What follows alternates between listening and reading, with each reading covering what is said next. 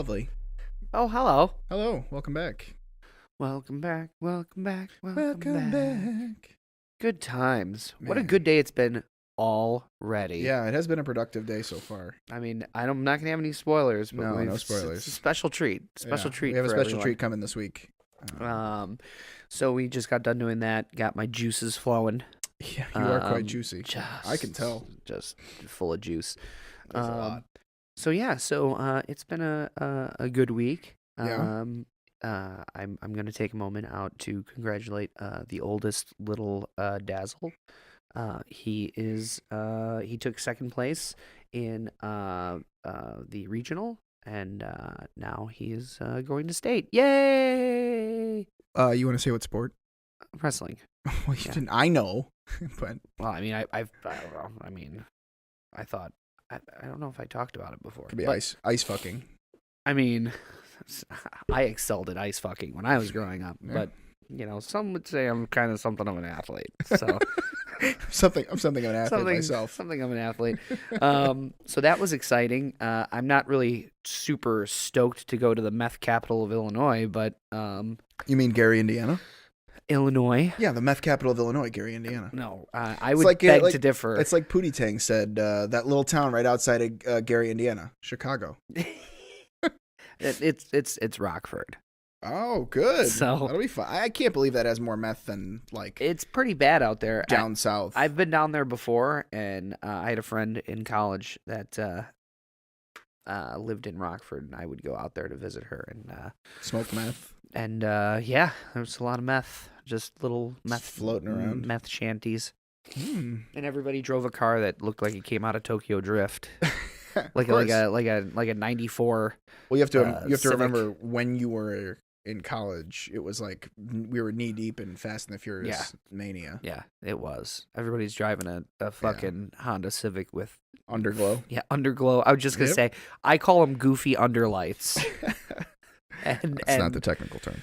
whatever, and it's a bad time.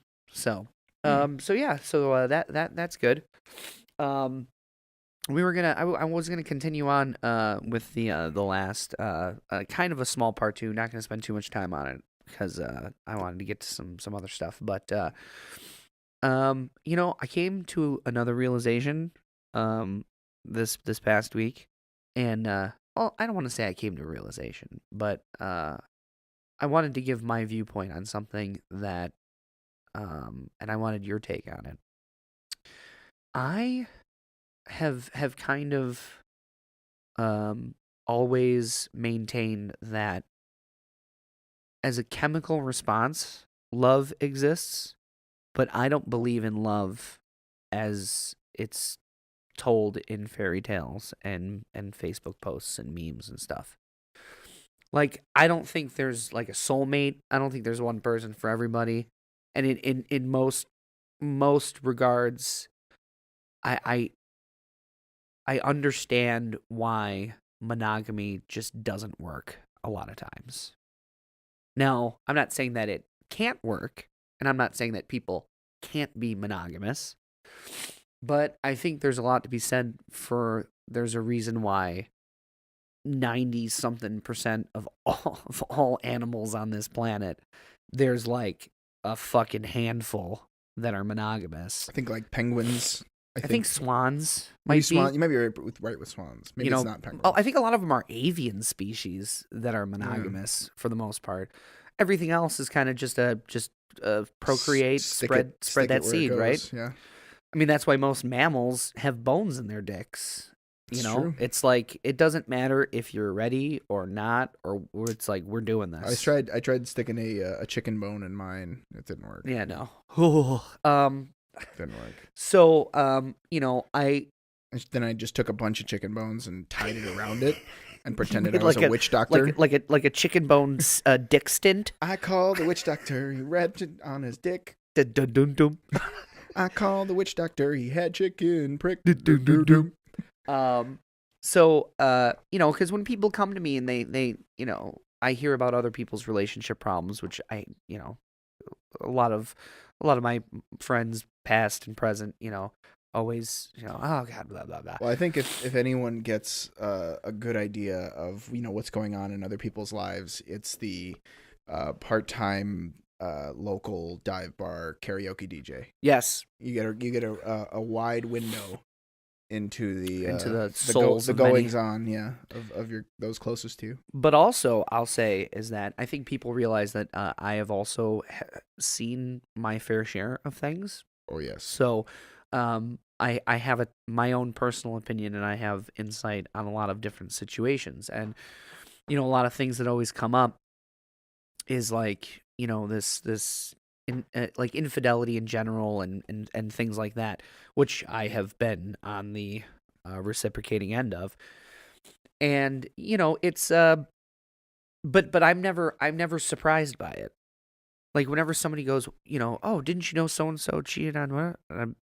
Most people, what?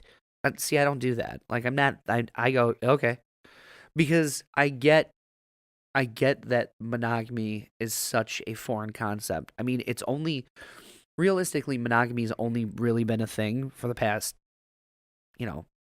few hundred years, in our life cycle. We would back in the day we'd have many wives or relationships, and even before that, it was just a fuck for all. We're talking about actuality, not as the going by the Old Testament and the right. New Testament. Yeah, no, I'm not talking about that. Okay. But even from early days of going from the beginning of early days of man to a couple hundred years ago when it was when the life expectancy was 35 you had to make younger, the most of it. You had to make the most of it. Make every nut count. Yeah, and I'm not saying it was a good thing, but yeah, the 14-year-old girls were taken by older men, but those are the type of things that allowed the procreation and the continuance of our species. And then obviously as times changed and modernized and things, then monogamy was kind of started to come into play, because it wasn't so much we need to we always need to continue the species. That's always going to be in our brain, but it became less about that and more about just finding somebody and being with that person. Sure. So with that being said, I feel like we veered. Well, no, it ties back because I just wanted to make a baseline that monogamy is, for me, I practice it. I don't cheat on my significant others, but I also understand why people do cheat. But the thing that I wanted to touch on is that love in and of itself, I don't believe that I believe it as a chemical reaction. I believe in your body, in your brain, you find this person that does certain things and sets certain triggers where you're like, okay, well, I love this person. It's a different kind of love than like a love for a child or a love for a family member. But it is still there. It's a thing. So I believe in love. Do you think that love, even though it's a different feeling, do you think that love with, between for your children or for your family members, is that also not just a chemical and behavioral trait, instilled in you to say, you need to ensure that your spawn lives on, and you need to protect your, those that are like you, your clan, your family, whatever it is, coming from ancient times where warring clans with each other, or hunter-gatherer society where your family, your inborn need and inborn want to make sure your bloodline and your spawn lives on and survives and succeeds. Like, could some of that be attributed back to that? I think it runs deeper, because I think even the worst parent in the world who treats their children like dog shit and is the worst human being, there is still a part of them that loves their child. Well, that's what I'm saying, is that the part in that scenario, what I'm saying is that part would would be explained by that inborn, it's in your DNA that Right. you should further the species. Right. And your yeah. furtherance of the species is your child. And so you have to, it's on some level, on some inborn animal primal level, have some level of protection and care. And that is what we define, and we translate that feeling to mean love. Yeah, but I don't think it's something so much as like a chemical reaction that's happening. Like I think it's deeper than that. When it's like your children or your family, like your parents or something like that. Like you could hate your parents. They could be the worst parents in the world, but there's still a part of you, whether it be ingrained or, it's just deeper than seeing somebody that sets certain check boxes for you and makes you feel a certain way. Because I think a lot of people, you could come across a lot of people that will do that and can do that, but there's nobody that can do that on a parental level or a children's level. Well, yeah, right? I think at least in my mind, I find that, I can reconcile those two things together. Like, yeah, of course, someone else isn't going to fall into the category of your bloodline and your DNA. So it's not going to, you don't have that same instinct. Right. For someone outside of your immediate bloodline. Whereas within your immediate bloodline, you have that instinct built into you for thousands of years that you need to ensure that your line continues. And so I'm not saying that I'm not arguing with you about it. I'm saying that I think what you're saying and what I'm saying, at least in my mind, kind of fit together. Yes. I'll say that exact thing has posed many challenges for me in relationships because I have two children. So because I have two children, it's always been, for most of my dating life, I mean, I had my kids when I was in my, I was barely 20. And I had my kids, and for most of my dating life, it's like, okay, well, I have to find somebody that is okay with me having children. And it's not like I expect anybody to, step into a mother role or be someone, but at the same time, it's hard because, and I get it. I've always understood it. I've never been like, what? It's hard for somebody to step into a role where it's like, okay, I really care about this person or want to date this person, but it's not just this person. Yeah. Like it's understanding that out the gate, you have to understand you're never going to be my number one ever. Yeah. Like you have to take a back seat. Things happen, life happens, and yeah, that has always been a struggle for me, especially early on. I mean, I dated somebody for 3 years and she didn't tell her family I even had kids for until 2 years or 2.5 years in. It was crazy. Well, you were just the IT guy for a long time. Well, yeah. Yeah, the IT guy's coming over to the house just to fix a thing. Yeah. He's gonna stay around for a couple hours. Yeah, he's got a thing he's fixing. So yeah, I mean, but it was always a struggle, and it kind of leads into the other thing where I don't really talk about it a lot, but I always give Mrs. Dazzle more credit in that area, is being significantly younger than me. I don't want to say significantly, but 6, 7, 8 years younger. You're in the prime. When you're in the prime of your life and you're willing to go and date somebody who's got a lot of life lived already. You know what I'm saying? I mean, I wouldn't refer to your children this way, but some would refer to it as baggage. Yeah, baggage, completely.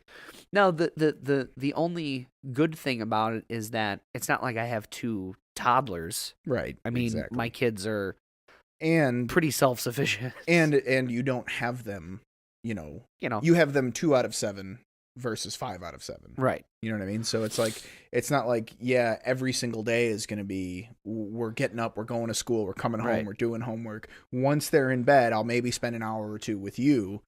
And then, you know, the weekend, it's, you know, so it's, Yeah, yeah. it's been, it's, And I'm not saying I'm not trivializing how hard it must be, because I can't imagine. But that leads me to like a question that I have. Not that you'll be able to answer it necessarily, but so my wondering is, do you think that a young woman is more apt or more willing to date an older guy who has a couple of kids versus a younger guy dating, not older as in not like cougar territory, but, you know, similar age range where they're talking like 26 for the younger and 33 for the older? Do you think a young woman is more likely, a 26-year-old woman is more likely to date a 33-year-old man who has 2 kids versus a 26-year-old man dating a 33-year-old woman who has 2 kids?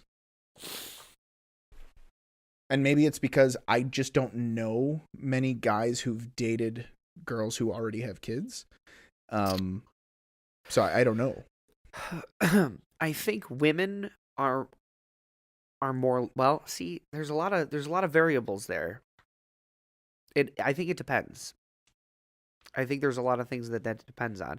Like, and like I said, I'm not saying you have the magic answer here. I was just curious because it just occurred to me. I think at face value, I think not knowing anything about the people involved, I would say that younger women are more likely to date an older man with kids. But again, it you have to look at what is his situation, like where is he at in life? You know, if it's a guy who's like, you know, not doing the best, or, you know, because women ultimately are always, they're just looking for somebody to, you know, they want to find the best suitor, right? Like someone who's going to be able to provide, have somewhat of a moderate success. However you value success, everybody values that differently, but, you know, and other things that, you know, like what does this person have to offer?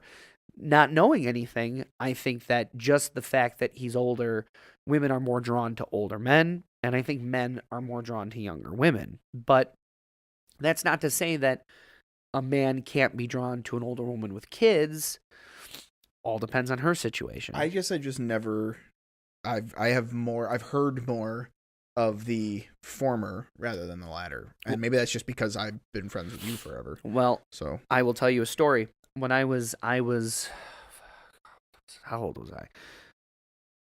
85, 90, 78, 90. I'm trying to I do can get math. my abacus if it'll help. I don't think I was. Maybe I was around 18, maybe somewhere around there. I was working at Sears Roebuck on the dock, and I'm pretty sure I'd graduated high school. I don't know. I might have been a senior or somewhere around there. I know I had broken up, or, well, she broke up with me, my high school girlfriend. We split, and I started kind of seeing this girl that I worked with, but she worked in the photo department. So this is a cute little story. She knew who I was, but I had no idea who she was. And I guess she had seen me around the dock or whatever, Sweating, and, you know, yeah, with dude, your manly work gloves. Those were the golden days. Like, those were the, oh man. But anyway, you know, unloading trucks, knees felt great. I had like new knees, a new back. My whole body was made of rubber. My whole body was just fine tuned. Yeah. And you know, she came just a permanent erection. All the time. All the time. She had come down to the dock and asked, now mind you, the dock consisted of me, 2 guys that were pushing 65. My buddy, I won't say his name, but my buddy at the time that I went to high school, he got me the job. So he was my age, and then our warehouse manager or whatever, and she was just a fat dyke looking chick. So anyway, so photo place girl, the Sears photo department comes down and goes, hey, does anybody want to help out and pose for pictures that we can take that we can put as a display outside of the department? And it's gonna be like they're themed photos. Obviously, nobody volunteered. I was like, yeah, I'll do it. Sure, why not? So she was like, okay, cool. So we go up, and I had to wear like overalls with nothing underneath, Sure. and a piece of straw out of my mouth, and she wore this like little Southern Belle dress with like the parasol and stuff. I smell an elaborate hoax. That's what I smell. So I was like, okay, so what do you want me to do? She's like, all right, well, you gotta get in close and put your foot up on this box, and then I was like, sure, yeah. So we pose, we take the picture, and then she gave me like a printout or whatever, and then she was talking to me, and she's like, yeah, I've seen you around. I was like, yeah, cool, whatever. She's like, hey, maybe you want to do something sometime. I was like, yeah, sure, whatever. Like I was oblivious. I didn't get it at that point. So then she made a little display with like a 8x11 or whatever, and then some small ones, and with the signage like, yeah, come get a fucking whatever photo.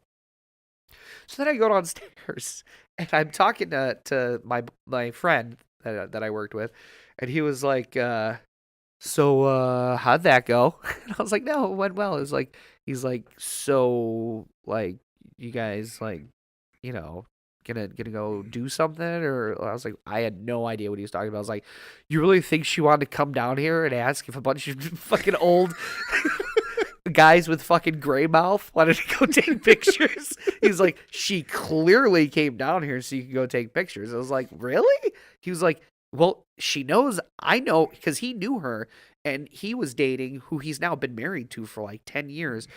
One of the girls that worked in like the signage or whatever department. So everybody knew they were dating. So he's like, she didn't come down here for me. He's like, why do you think I didn't say, yeah, I would do it? I was like, oh, that makes sense. I was like, why am I the only guy? Go, yeah, sure, I'll go not work for a while and, dress up. So I went back later, I talked to her, and we decided to do something. Okay, so let's fast forward. So the one time I actually went to see her at her house. Now, I go to her house. Before that, we'd had like a couple little dates. I go to her house, and she has a kid. Okay? He had to have been less than 2.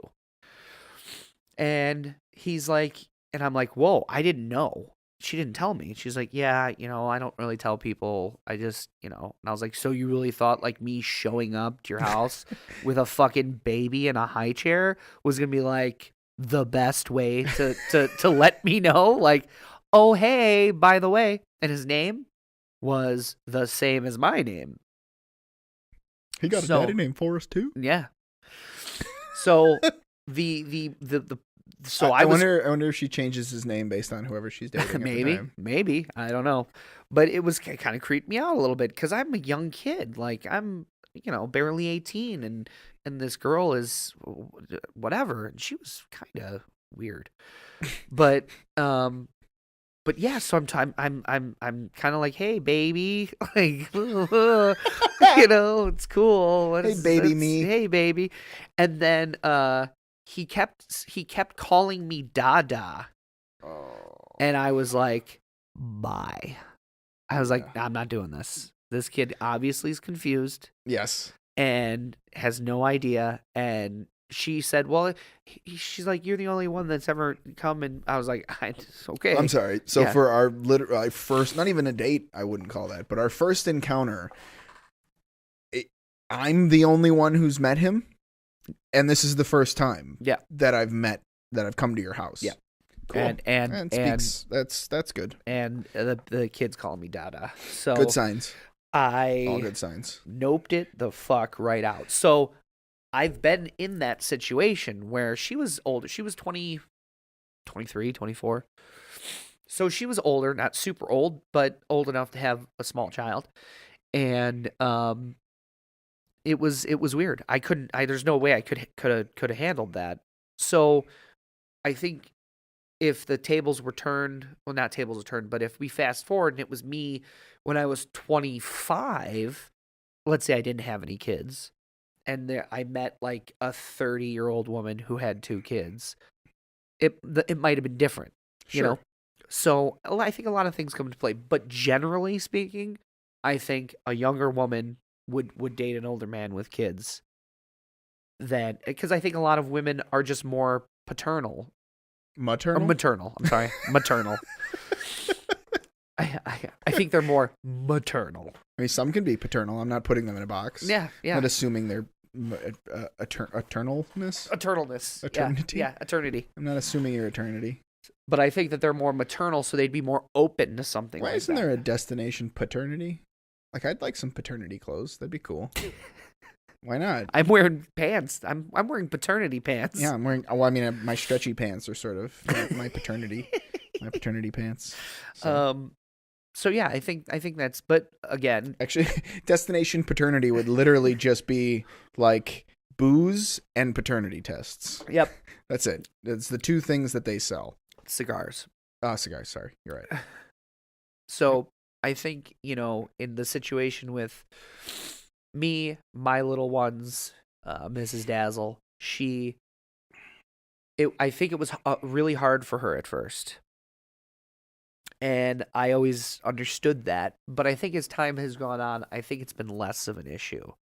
I think she's okay with it, And I think the other weird, I mean, it's like if I started dating a 36-year-old and she had, like an 18-year-old daughter, I think that would weird me out.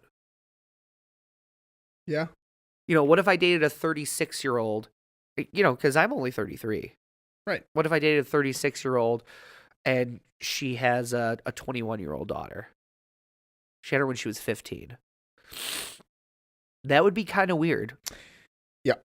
So, my kids being a bit older and me being older, obviously, I think it's a lot harder. It's easier because they're not babies and you don't have to like be a mother figure, but it's harder because it's like this kid's only 9 years younger than me. Like when this kid's 21, I'm gonna barely be 30. That's what she's thinking. I mean, the oldest Dazzle is gonna be 12. Yeah, I know. So she'll be my age when he's 21. Sweet. And you know what? Some people date with that big of a gap. And that's where the weirdness comes in. Yeah, that would be weird. So I get it. I'm not saying I don't get it.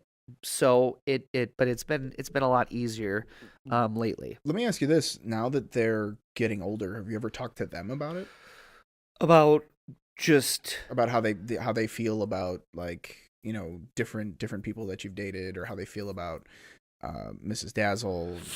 Sometimes, the last relationship was rough for them. Like, that was tough for them because they really cared a lot for her.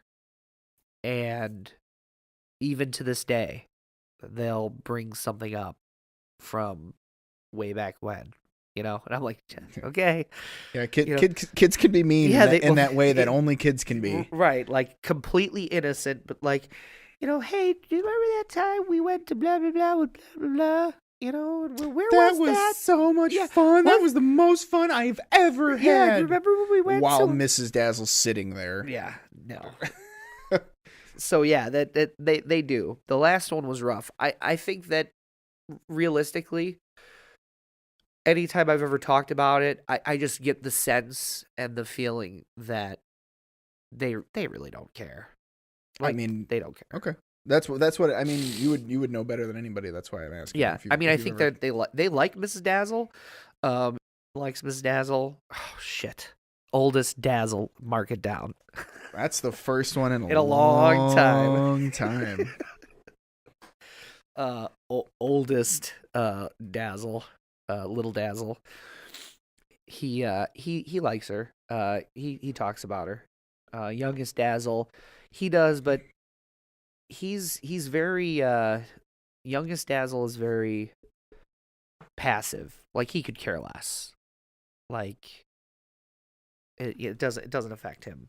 So, and be I try not to bring you know, I've dated a lot in my life. I don't really let them interact unless I know that it's something that is going to be a long-term thing. So, and Yeah.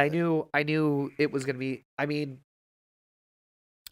the thing about, to circle back to the love thing, is that there's a certain period for me. See, I have a very definitive like time when it's like, okay, I really care about this person, is the moment that I feel comfortable and I'm okay with her coming around my children. That's the moment where I'm like, okay. Because there's this thing that goes off in your brain where it's like you're in like parent mode, like most of the time, and you're like, you want to shield them and protect them, and you don't want them to get close to somebody if they're not going to be around. So it's like, you know, you keep a distance, and then once it turns into like you think about it, and you're like, yeah, I would really like this person to meet, little Dazzles. I think that for me is like a telltale sign that, okay, this is obviously something that's going to be um, long term, hopefully, and so far it has. So for me, it was less about like a moment or like a date or a thing that happened. It was more about that moment. Although I will say that the I think on the other side of that, I do know a very specific time when um I kind of got that feeling. And where were we? I think we were out. We were out to eat. I think we were getting sushi. And I just remember, because that's the thing, is I'm very bad at remembering specific things. I remember feelings, and I remember sitting and we were eating and we were talking, and it was something that just, I was like, yeah, this is good. I like this. This is uh this is exactly what I wanted. Because when I was looking for, when I was in the dating world, I didn't really know what I wanted after the last relationship. Because every time I get into a relationship, I always compare it to the last relationship. And anybody that says you shouldn't do that is wrong. Anybody that says you shouldn't do that, it's like, no, you don't get the dry erase board and dry the last one off and be like, all right, well, now we got a fresh board. Let's just, no. Every relationship's a learning experience, and you take the good with the bad, and then you try to find somebody that has the good and doesn't have the bad, and then you weed it down until you get to that person that's like, okay, we've made it. We've got Yeah. 90% of what I want. There's a good chance we won't murder each other. Yes. And, better than average, anyway. I think every relationship, you get a little something more and you learn a little more and you get experience, and you don't want to repeat the same mistakes. So that's why when I get into a relationship and I see like signs and hints of things that have tormented me in the past, a lot of people will be like, well, you can't, hold something from your last relationship again. It's like, that's not what I'm doing. I'm noticing a pattern or something that I don't like, and no, I don't like, because I've been through it. So that's a problem. But, for the most part, I think you try to get to that level where you've learned enough and you've rounded yourself enough where, ooh, God, I'm so stuffy. You are very gooey today. So we've also been at this for like 2 hours so far. Yeah. So. Yeah. The special treat. Yeah, the special treat. So yeah, I mean, I think so far I've gotten to a point where, I'm happy with the way it went, because I didn't expect it. I didn't expect this relationship that I'm in to go to where it's gone. I had no expectations going into it. I didn't, because I've learned not to have expectations. I just go with it. Well, I'll tell this story and you can tell me if I need to cut it afterwards. But Okay. there was a period of time where before you and Mrs. Razzle started dating, but you had begun talking, where you were talking with her and you're like, we're talking about different stuff, and I'm like, dude, why are you like, what? She doesn't seem like she's interested, man. She like you had told me that she wasn't sure if she wanted to jump into a relationship or something like that, and Yeah. you were telling me like, no, this is, this is the girl that I wanna be with, so I'm gonna keep trying, and you basically told me that like, no, that this is, you're gonna keep trying and basically see if you could convince her to give you a shot at a relationship. Correct. Because you guys had been talking for a while and you guys had hung out and things like that, but it was she was a little more apprehensive to actually enter into a serious relationship than you were about it, and you were telling me that you were going to be persistent. Yes. No, that's absolutely true. Actually, I'll give you the long short story, or well, the listeners, the story. I met her at a local establishment, but I had actually matched with her on a dating app, and we talked, and she was at the establishment, and I saw her, and then I was talking to her on the app. I think I was there for that. You were there. I think she was sitting right behind me. Yeah, she was like right there, and then I went up and I started talking to her and whatever. Now, mind you, all of the check boxes in terms of like a dating app were checked. She gave me her number first, and then, well, hey, why don't I give you your number? Okay, yeah, sure, whatever. And we talked, and I would go, and we would both go to the establishment and whatever, and then like, it's a methadone clinic for anybody who's curious. And then for 2 weeks she ghosted me. It might have been longer, but it definitely wasn't less than 2 weeks. Now, me at the time, I don't care. It didn't bother me. I was actually seeing somebody else. I was talking to somebody else. It wasn't exclusive talking. Right. And she'll tell you the same thing. She was also talking to whoever. Yeah. She won't like really divulge much about that, but that's okay. But we can all assume. So then she ghosted me. Now, it just so happens that when she ghosted me, I got rid of my phone, my old phone, and then I was exclusively using the iPhone, because I went from like a Galaxy to something else, an iPhone. Now, in doing that, I didn't take the time because I didn't care. I didn't transfer any contacts over. Like, whatever was saved on my profile from my old iPhone that was still in the iCloud transferred over, which happened to be all the numbers that were necessary. But anything that was added, I think it was like a year in between, a year and a half in between. Anything added was worthless. I didn't need. And if somebody messaged me or reached out to me, your phone, who dis? Yeah, exactly. Well, I go to the establishment, and I get messages that I don't recognize, and I'm like, yeah, I don't know who this is. Like, I have a new phone, so new phone, who dis? And it was Ms. Dazzle, and she was pissed. She was pissed that I didn't have her number anymore. She was pissed. Well, like I didn't keep it. She ghosted me for 2 weeks, and that was enough for me to go, I don't care. Like, I don't care about this number to keep it, obviously. Mm-hmm. So then I look around and I see her and I go up to her and then we start talking and she's all pissed off. And I was like, what the fuck do you want me to do? Like, you stopped talking to me and you're only talking to me now because I'm here in person and you knew I would probably see you anyway. So whatever. So then we pick up where we left off. And then it was shortly after that, like very shortly after that, I just stopped talking to everybody else.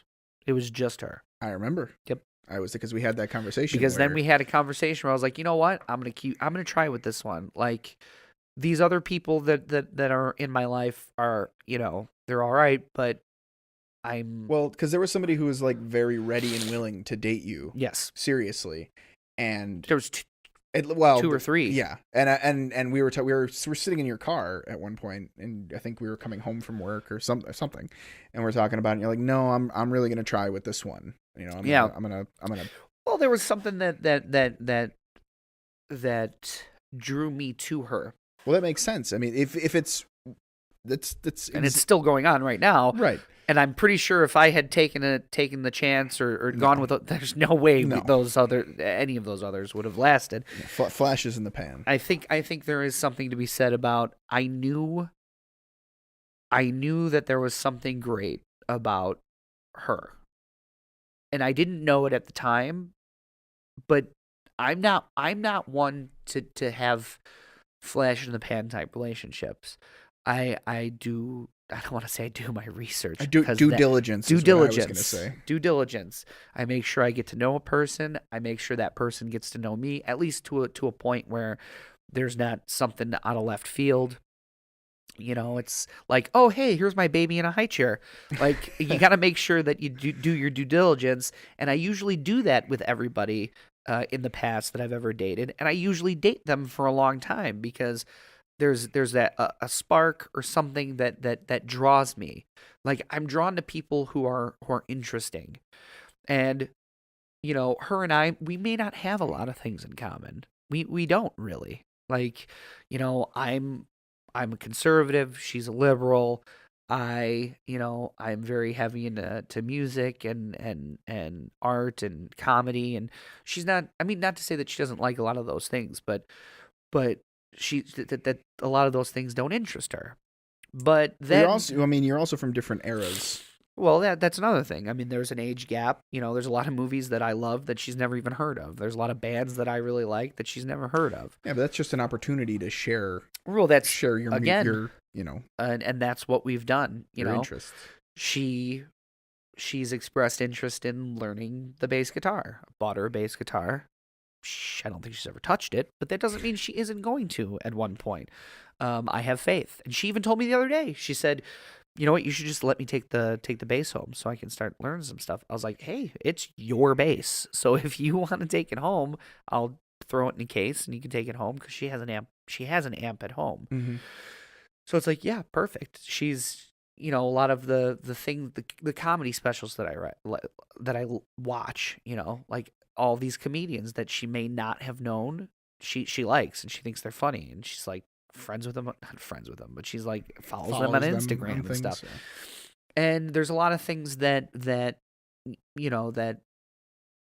I've been more open to doing, and like she wants to have a date night thing, and there's no way I would have ever done that before, but yeah, sure, we can go drink wine and paint. Well, or whatever. I think that's you recognizing some of your former shortcomings.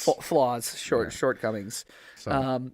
So it's a lot of it is learning, and two different like era, I don't want to say eras, but we're two different people, but we come together to form like a yin yang kind of thing. And like sex lampreys. Yeah, like sex lampreys. Yeah. And that's one of the things that I don't know if she's ever known that I've ever told her. It's like I like the differences that we have, because it makes us like, I could never. Okay, one of my, like, I don't want to call it celebrity crushes, but everybody has a list. I don't have a list. I just like the one person on the face of this earth Yeah. that I am wildly attracted to Mel Torme. is Mel Torme. It's Don Rickles. No. it's Sarah Bareilles. I've loved Sarah Bareilles as a musician and a person. I don't love her, physically, but no, I mean, I think she's very pretty, but musically, artistry, lyrics, songs, everything. I love it. I could never date Sarah Bareilles. I agree with you. Well, I don't mean like I don't mean. Well, yes. I mean, taking that out. The realm of possibility. We're not talking about realm of possibility. Yes. Okay, got it. We're talking as people. Hey, you never know. We could get internet famous. This could be out there for she could hear this. That's true. But it would never work because we're too. I don't want to say we're similar, but musically, like it would be a competition. It would be a battle. It wouldn't be fun for me. There isn't enough difference between the two of us at face value. I don't know her as a person, and for all I know, she could be a fucking weirdo and like weird shit. But in which case, then maybe that would change things. But musically, see, I've never in my entire life ever dated someone musically like. Do you know what I'm saying? Like somebody who I've never dated someone who could play an instrument. I've never dated somebody who sang or any of those things because those aren't the things that attract me in a relationship. They attract me as a person. Like Lady Gaga attracts me musically. Can I tell you that I'm a little disappointed that she doesn't use her real name yet? Like when The Rock moved on to doing as serious as The Rock can be, when he went on to doing more serious work, he stopped billing himself as The Rock, and it's Dwayne Johnson. She in the credits of that's because The Rock is a noun. Lady Gaga is a proper noun. Proper noun. It's a person based at least. on what the song from who? That's a Queen. Radio Gaga. Well, that's Radio Gaga. I know that's where she got her name. Oh, okay. Oh, yeah, she named herself Lady Gaga off of that song. Okay. Anyway, Radio Goo Goo. Exactly. So I'm just saying that like she's transitioned into a much more. She's not wearing like meat dresses and face implants anymore. So yeah, but her name isn't. Just people just don't know it. Stephanie Germanotta. Yeah, people just don't know her name. One person does. What's funny about that is, though, the writing credits for Shallow. So I watched A Star Is Born yesterday. I haven't seen it before yesterday. It was good. The writing credits for Shallow, it's in there as Stephanie Germanotta, not Lady Gaga. But in the credits of the movie, it's in there as Lady Gaga. Because Lady Gaga is not like an official name. It's just then why is... I think when you have to write something and copyright and other things, I think you have to have your real name in there. I'm just saying... I already appreciate her as a serious artist and actress and all of that. And I'm not saying that she isn't. What I'm saying is the next step, I think, is ditching the stage name. Maybe the difference between her and The Rock is that... That's just one example. Is that The Rock didn't like being called The Rock. Maybe she prefers Lady Gaga. Maybe. I mean, it's a whole movie. The whole movie is about being yourself. And being like... Well, yeah, being true to yourself. That's why she was so great. She was great in it, but... Anyway. It's like how Eminem doesn't go by Slim Shady anymore, and he hates the name Slim Shady. Yeah. Well, and maybe she will...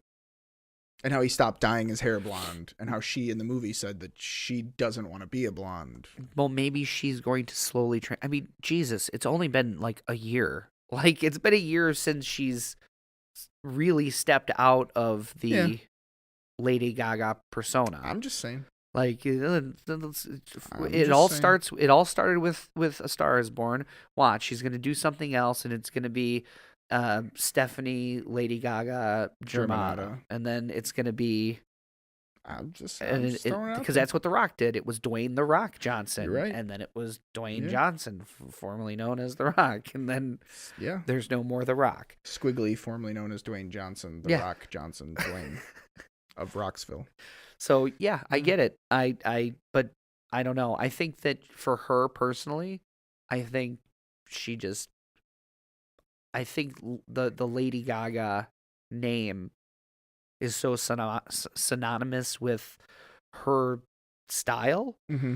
So I think as a stage performer, it's kind of like Elton John. That's not his name. Yeah. But it's still Elton John today. Like Lady Gaga, that's just what she associates with her music. And I think it's hard to cut that out when so many people. That's fair. As long as it's if something that she really loves and wants to keep in place, okay. Yeah, I haven't heard her say otherwise. I've never heard it brought up, but yeah, it's just one thing that I thought and then I mean, noticed. eventually it's gonna be Lady Cooper. That's exactly the next thing I was gonna say. We can all hope for it to be Lady Cooper. Oh God, it's like Brangelina. Or It's like Stephanie Cooper. Oh, it's like it's so perfect. They're so It is. perfect. It really is. And it's like you're right. It's sort of the exact same thing as when the first time you watched Mr. and Mrs. Smith and you watched Brad Pitt and Angelina Jolie's chemistry on screen. And you're like it's these undeniable. These people are regularly inside each other. That is one of my favorite movies. I love that movie. Mr. and Mrs. Smith is phenomenal. It is a fantastic and it's movie. phenomenal because of that. The same Yeah. reason A Star is Born is phenomenal. Yeah. Because there is clear you could be Stevie Wonder locked in a cave. And the only movie they have is Mr. and Mrs. The only audio he can What perceive. An odd form of torture, but it wouldn't be torture. Through a sandy wall is Mr. and Mrs. Smith. Okay. You could hear it. So what you're saying is Stevie Wonder's been captured by ISIS. Yes. He's in a cave. Well, the cave. He thinks he's in a cave. He thinks he's in a cave. The walls are thin, and the terrorists in the next room are just watching Mr. and Mrs. Smith on repeat. Then again, he thinks that if he walks into a Dunkin' Donuts. So. Okay. I mean, I would imagine the smell is different, but. All right. On that note. Sorry. You know, I heard a terrible. Oh man. A terrible joke. It was something like, what is it's like, what is? It's just this long string of letters. Like what was that? Like it's the sound that Stevie Wonder makes when he answers the iron. You know, we bag on him so much. I love Stevie Wonder. He's phenomenal. Stevie Wonder too. It comes from love. On that note, it's time to wrap up. Yeah, rigmarole. Let's do it. Let's do it. So we are on iTunes. We are on YouTube. We are on podparadise.com. Sorry. Now I've got an image of Stevie Wonder putting a hot iron to his answering face. the iron. Is it she loves Keeps on burning. Keep we are on podparadise.com. We are on Google Play. We are on Spotify. We are on Twitter at RAZZLDAZZL show. And our website is the razzledazzleshow.com. On that note, feel free to play us out. Okay, bye. Bye.